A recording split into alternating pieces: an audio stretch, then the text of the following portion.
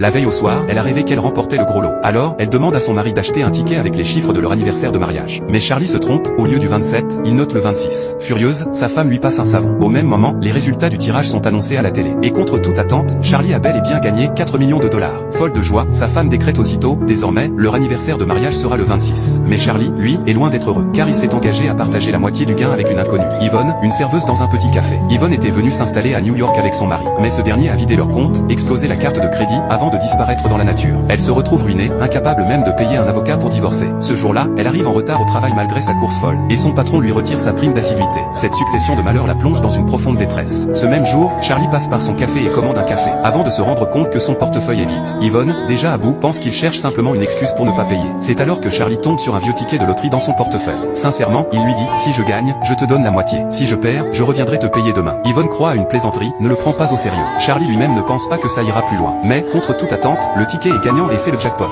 Charlie est un homme de parole. Mais sa femme, elle, refuse catégoriquement de céder 2 millions à une parfaite inconnue. Charlie tente de la convaincre. S'ils tiennent leurs promesses, les médias vont s'emparer de l'histoire et elle deviendra célèbre. L'idée fait mouche.